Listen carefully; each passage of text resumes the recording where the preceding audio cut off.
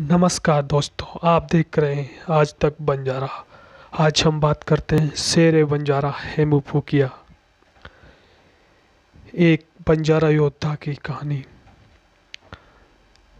हेमू फूकिया मुगल काल में दिल्ली को जीतने वाले महान सम्राट बंजारा योद्धा हेमचंद्र विक्रमादित्य, जिसको हेमू फूकिया के नाम से जाना जाता है, भारतीय इतिहास से गायब है। इतिहास में बंजारों के साथ कलम का ऐसा धोखा या कलम पकड़ने वाले हाथी धोखेबाज थे। सम्राट हेमचंद्र विक्रमादित्य हेमू शत्रु सेना और इस महायोद्धा के बीच एक चौड़ी दलदली पाट थी। शत्रु को लगा कि हाथी पर बैठा यह महायोद्धा इस दलदल को पार नहीं कर पाएगा। यदि इसने प्रयास किया तो हाथी दलदल में फंस जाएगा। किंतु ये क्या, महायोद्धा क्षण भर में अपने सैन्य बल के साथ दलदल के उस पार था, लेकिन अंगरक्षक पीछे छूट गए। अब जीत और इस महायोद्धा के बीच कुछ ही दूरी रह गई थी। क्या भारत के दुर्भाग्य की काली अंधेरी रात समाप्त होने वाली थी? नहीं, सहसा सब कुछ बदल गया। एक तीर इस महायोद्धा के आंख में लग गया। एक अदद तीर ने भारत के इतिहास को बदल रख दिया। यह महायोद्धा थे महाराजाधिराज सम्राट हेमचंद्र विक्रमादित्य। युद्ध का मैदान था पानीपत।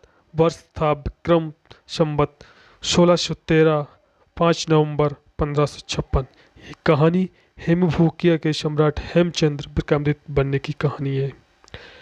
तो दोस्तों बताते चलें, हेमू का जन्म वर्ष 1500 में अलवर राजस्थान में हुआ था। इनका परिवार एक सामान्य आर्थिक स्थिति वाला परिवार था।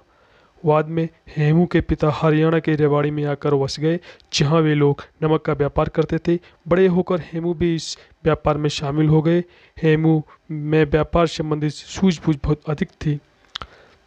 उन्होंने अपना व्यापार बढ़ाया और वे शेर शाह सूरी की शाही सेना के साथ नमक का व्यापार करने लगे। शेर शाह सूरी के बाद उसका पुत्र इस्लाम शाह दिल्ली का सुल्तान बना। उसके शाही खजाने की हालत बेहद खराब थी। सैनिकों को वेतन देना कठिन हो गया था।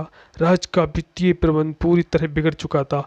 इस्लाम शाह पहले से ही हेमू को जानता था। वह इनकी योग्यता से बहुत प्रभावित था। उसने हेमू को अपना वित्त मंत्री नियुक्त किया। हेमू ने अपनी योग्यता से एक ही वर्ष में ही इस्लाम शाह की वित्तीय स्थिति में बहुत सुधार किया।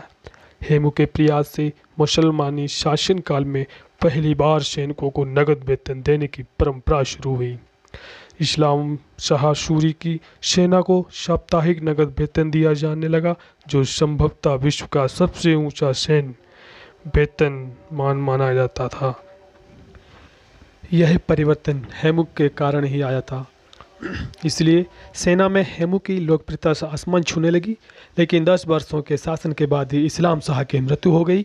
इस्लाम शाह के बाद उसके पुत्र की हत्या करके शेर शाह सूरी का भतीजा आदिल शाह बादशाह बन बैठा। ऐसा आदिल शाह के वश में शासन न था। उसने हेमू को और अधिक शक्ति दे दी, लेकिन युद्ध क्षेत्र से दूर रखा। दोस्तों, आगे का एपिसोड हम आपको दूसरे वीडियो में आपको लाएंगे। जब तक आप देखते रहिए आज तक बंजारा लाइव को सब्सक्राइब करिए।